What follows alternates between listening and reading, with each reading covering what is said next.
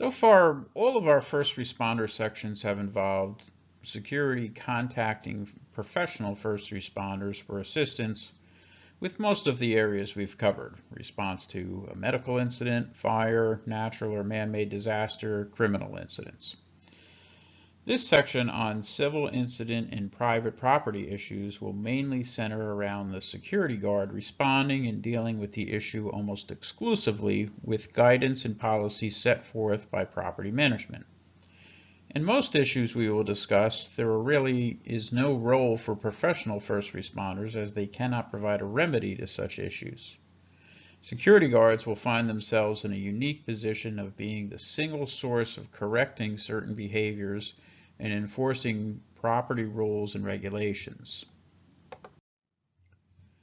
As security guards, we operate at our client locations, and they are all private property, owned and operated by a specific person, company, or organization. Visitors may or may not be invited, but even though a private property invites the public, the owners and operators still oversee the property.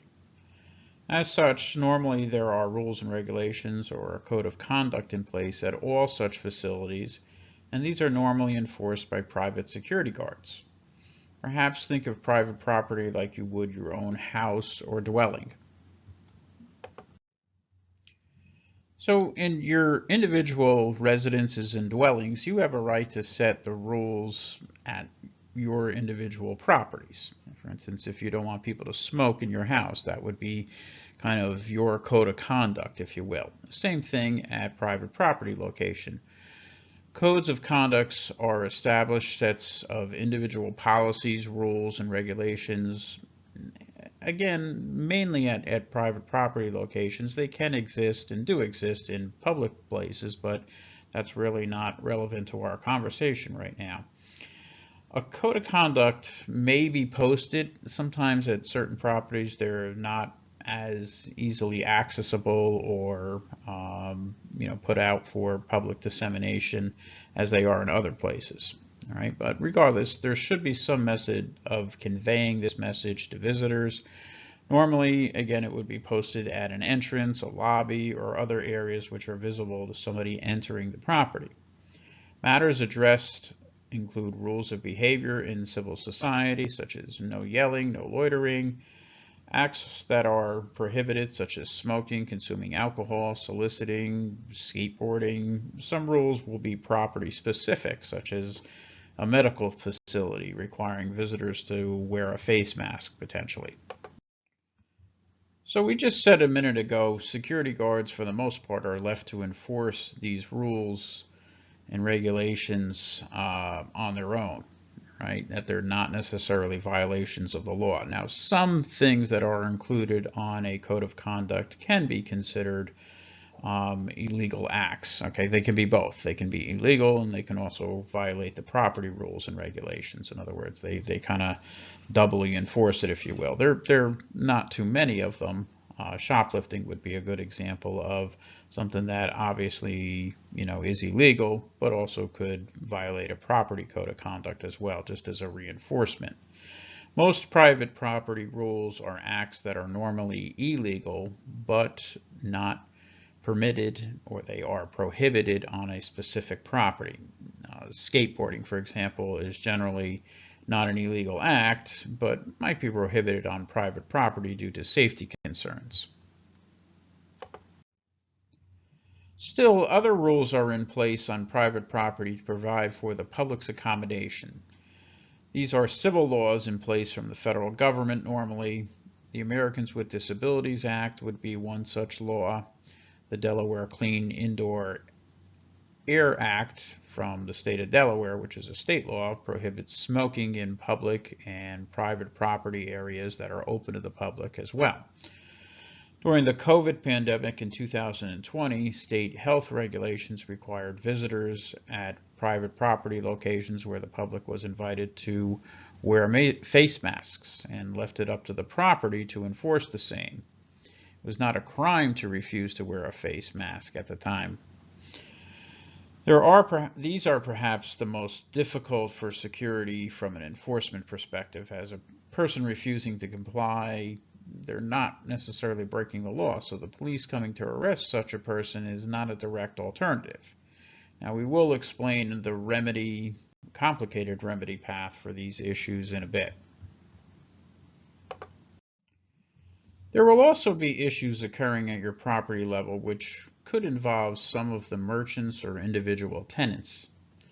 A general rule of thumb for all interactions with individual tenants is to recall who you actually work for or who your agency is contracted to provide security with. Normally, any individual tenant issues need to be settled by their own individual policies and rules, which you do not have the authority to enforce. For example, tenant-merchant customer disputes. Let's say the customer is upset by the store's return policy. In order to keep the peace, you may respond to such an incident.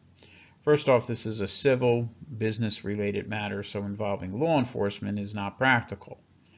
Beyond this, you should not propose any particular remedy, as this incident is between the customer and the merchant. Should the customer want to complain about the merchant, that may be something that you can direct to management, where they can provide their input, but don't try to settle the business issue, as again, you have no purview over such transactions. Lastly, recall that law enforcement has no role in civil matters. Although, you don't want to interfere in someone insisting on calling the police. Unfortunately, a dispatcher or a responding officer would need to explain that the police have no role in this, but that at that point would be left up to them. So don't interfere with it if somebody is set on calling the police.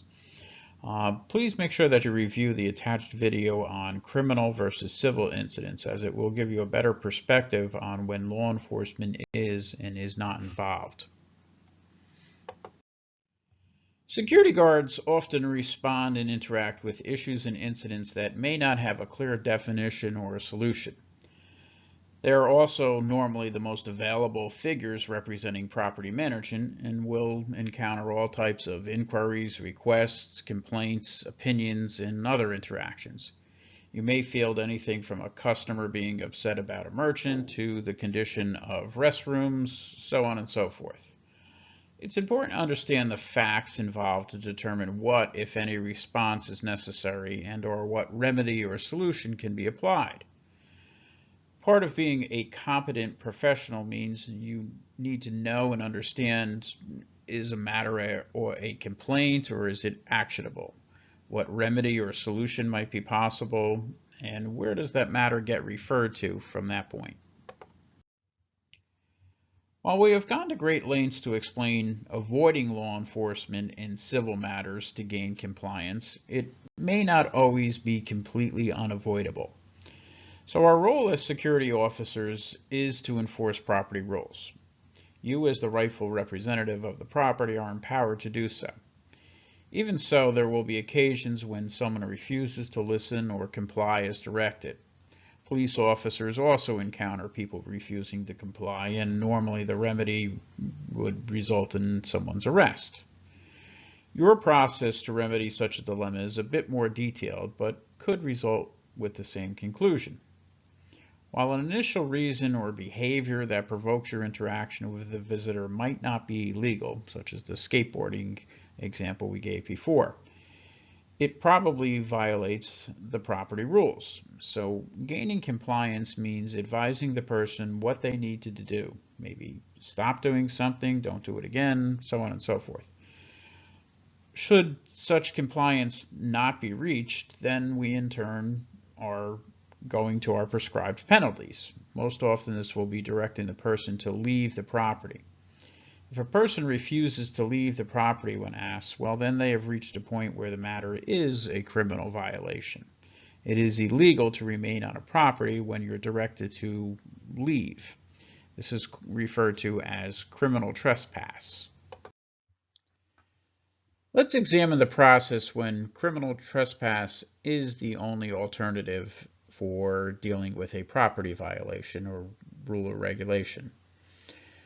Keep in mind, it should not be our goal to reach this point, as it is not an enviable position to be in, but rather something of a last resort measure. Criminal trespass is a criminal violation in Delaware. It's not actually even a misdemeanor. And normally the penalty would be a fine, maybe a $25 fee, and the cost of court. This is quite an undertaking just to have someone comply and leave your property. It is also unlikely that once law enforcement arrives, the person will comply rather than deal with being arrested. Regardless, so let's explain the pathway. So let's say you have a solicitor you're dealing with at your property. The act of accosting someone and offering a service, either legal or illegal, or attempting to ask others to provide something to them, such as somebody that might be begging for money, again, generally a legal act in most public places, and therefore most likely not a crime, barring some individual local statutes. But on your private property location, it's against your private property rules and regulations. So you as a security officer approach the solicitor and you ask for compliance. You explain that they're violating the property rules and regulations. They need to stop. You walk away, and 5 minutes later the person is continuing to solicit and carry on with the activity that you asked them to stop with. All right, so you reapproach them. Now you can go, there can be several different avenues here. You may tell them again to stop, give them another chance. It really depends on your property. You may get to the point, if they continue to fail to comply, that you have to tell them then to leave the property. Now, once you tell them to leave the property, you as the rightful owner of the property, again, you have that you're empowered to do that. All right, so they need to leave the property. They're breaking the law if they don't leave the property at that point in time. That would mean if they continue to not listen to you, to not leave the property, your alternative would be to contact law enforcement, the police, and the police would arrive. Theoretically, they would get arrested because they are criminally trespassing at that point in time. Again, that's where, it not necessarily is not going to go that way. Again, they may comply once the police arrive at the scene, or they may simply, decide that, it's just not worth it, and, it's resolved somehow differently. But, again, it could result in somebody being arrested. Again, it's a criminal violation, criminal trespass in Delaware. Just a note about using discretion. Security and law enforcement professionals must often apply discretion when they're dealing with most behavior issues. The police do not always arrest somebody who violates the law. There are times when a warning might work. There are many circumstances which might require you to use discretion, which for our understanding means the latitude to fully enforce regulations, or perhaps giving someone a second chance, and never discount the idea of using it, but do so wisely and when appropriate. There will be times when discretion cannot or will not work, or may not even be possible because your property managers don't want to go down that road. But if and when possible, it should be considered a tool to be used in obtaining compliance, which is the overall goal. Avoid concentrating on punishment or consequences. Yes, these often are necessary, but your job can be very complicated when you live in a black and white world rather than understanding that gray area where we often operate within. So let's review some of the best practices so you know and understand these concepts. First off, locate, review, and understand the property code of conduct and confer with your management people, your owners, your operators for specific policies, rules, or regulations. If your understanding is not certain, ask questions to clarify. You want to know these policies equal or better than the person that you're interacting with. Understand how the owner and the operator wants the code of conduct enforced. Sometimes something that's written on a code of conduct, property management people actually don't want to go that far. They're just kind of implying that threat. Now, you want to know that kind of information beforehand. And also seek advice from supervisors or other seasoned employees to understand criminal or illegal incidents versus legal or private property violations as well. Staying on the theme of issues security guards may encounter and what their specific response might be, we're going to go over a somewhat wide-ranging set of topics, but they are all things that you can potentially encounter and what your action plan might be. Some of these topics will incorporate those public accommodation or civil laws and regulations that we touched upon before. Even though a property may be privately owned, if it invites the public to visit it, there are government codes, regulations, and laws which must be adhered to. And persons that believe that a private property is not obeying such laws or properly accommodating visitors can seek legal compensation through lawsuits and other means. There also is a public relations aspect to this for the property as well. And these can all affect your client, the owner of the property, and potentially even your security agency possibly. So let's start off with a basic procedure. Now, this is not going to fall under one of those public accommodation laws that we spoke about. This would be a child or an infant locked inside a vehicle. Your primary duty as security guard is to observe the child's personal safety. If they appear unresponsive or in immediate danger, attempts to gain entry to the vehicle need to be attempted right away. First thing probably would be contacting 911. If you have somebody that's already in peril, medical peril, then they're going to need medical attention anyway. So getting those first responders on the scene is a good idea. They also normally have the tools and the apparatus available to get inside that vehicle. Now you at your individual property locations may be able to access those things as well. All right, and that's really going to be up to what is available there. Giving you a tactic for gaining entry to every type of vehicle out there, because vehicles are manufactured differently, the windows and so on and so forth, that's really not necessarily possible. But we do want to take this very seriously. Temperatures that outside maybe 80 degrees, 90 degrees, the temperature inside a parked vehicle in direct sunlight in those circumstances could climb to 130 to 170 degrees, which is certainly life-threatening. So you want to monitor that. Now, if you have a child that's responsive and they're coherent and they're alert and they're look like they're okay, then you don't necessarily need to take that measure of getting into that vehicle immediately, but you still want to continue to monitor that situation very closely. The primary assessment of an animal observed inside a parked vehicle, usually a dog, is to observe if the animal is in immediate danger or they're unresponsive. Now, those of you that are pet lovers, myself included, you're going to be a little bit disheartened to find out that in Delaware, animals or pets are legally considered property and do not share the same legal protections naturally afforded to humans. Security guards should monitor the vehicle and immediately contact Delaware Animal Control, however that exists in your county, and that usually is divided up by county the way that it's administered. They are available to respond to such incidents. Okay, there are laws prohibiting animal abuse, but they must be enforced by animal control officers who have the legal authority.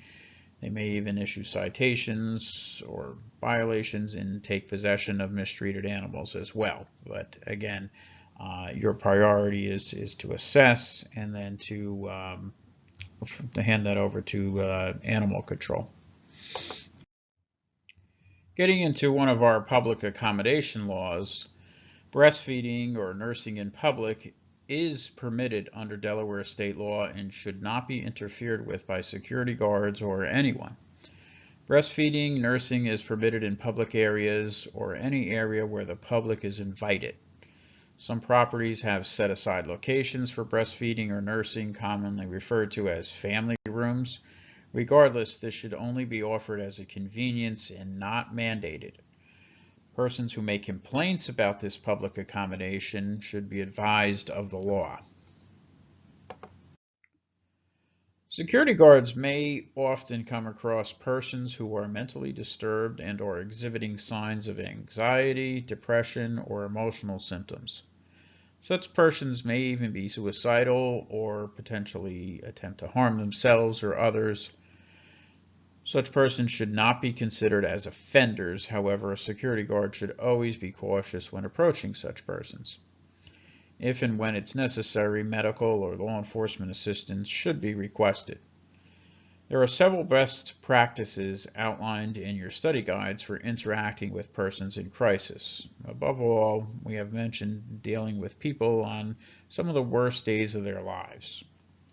These persons would easily fit that criteria. In Delaware, it is legal to openly carry a firearm in public unless specifically prohibited in a specific area. A citizen in Delaware may also possess a permit to carry a concealed deadly weapon.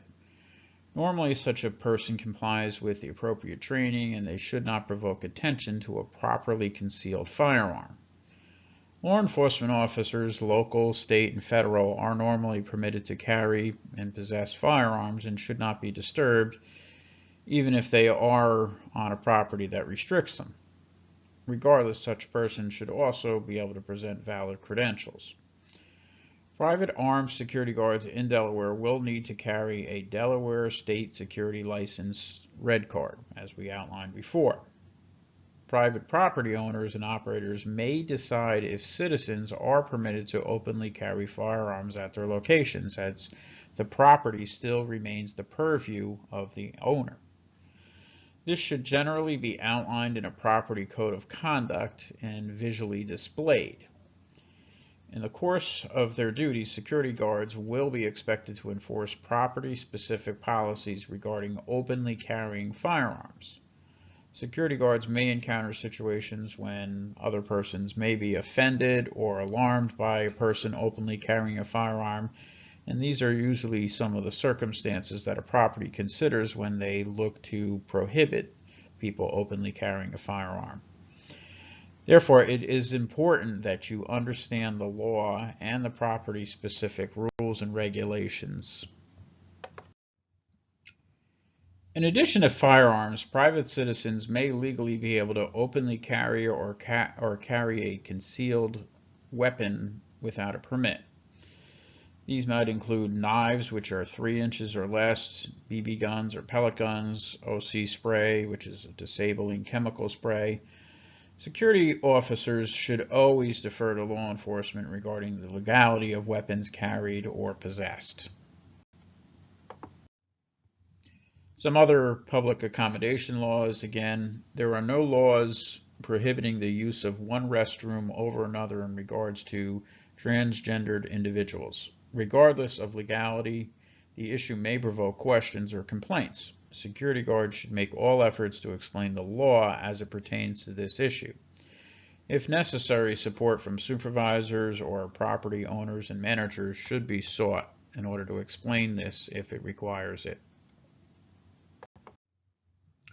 Private property owners and operators have the ultimate authority to provide and enforce a property dress code of any type. Normally, this would be outlined in property-specific codes of conduct. You as security officers need to be aware of them. Persons with face coverings or masks used for religious practices or medical necessities should not be considered violators and should not be approached as such. Interactions for such reasons can be seen as discriminatory in nature and result in legal actions against the property. As with any enforcement, it needs to be based on behavior. Now, as law enforcement and security professionals, we are somewhat naturally concerned when somebody tries to conceal their identity and possibly attempting to commit a crime. So that is something that does create a bit of confusion for us. But regardless, we want to be very careful about approaching these situations and, potentially even err on the side of caution in these circumstances. Certain types of dress may be considered improper by some, but socially acceptable to others. Security guards should not attempt to arbitrate such debates and defer them to the property managers to decide what is and what is not acceptable. Some of these examples might be pants worn below the waist, potentially exposing undergarments, hats, shirts, etc. with recognized gang symbols, clothing with curse words or language deemed to be inappropriate. It's very important for security officers to know and understand how the property wants to interpret these type of situations.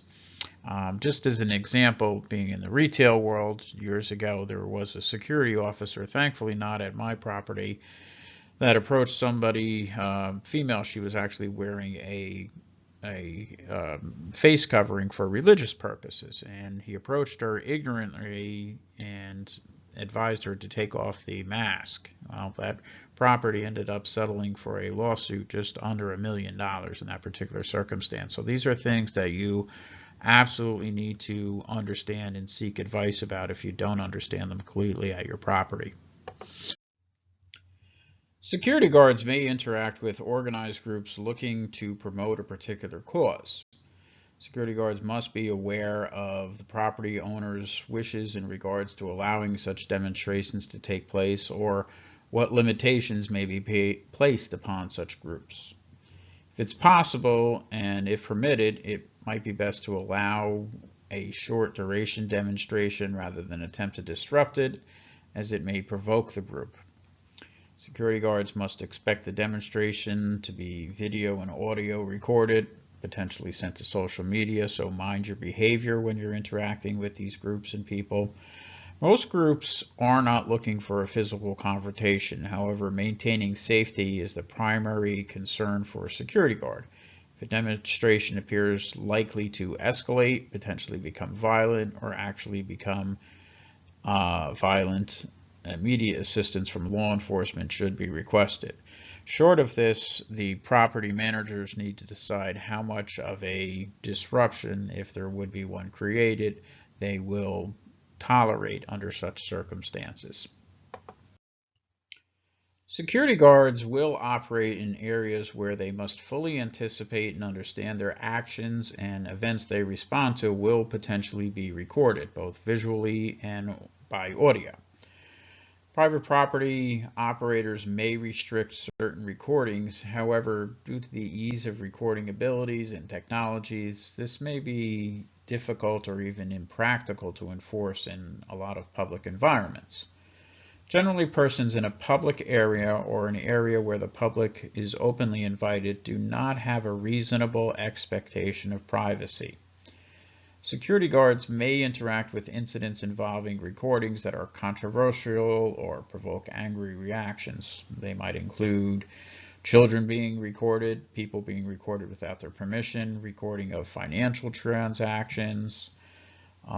Generally, in those circumstances, again, even though they might seem inappropriate to certain people, again, it's that people not having a reasonable expectation of privacy.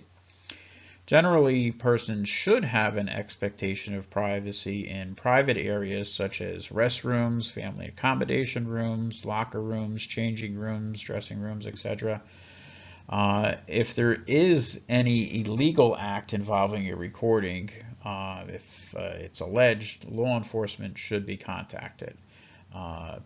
Under no circumstance should a security guard direct someone or do it themselves to delete, remove, or erase images or video, even if this will satisfy the person that's making the complaint.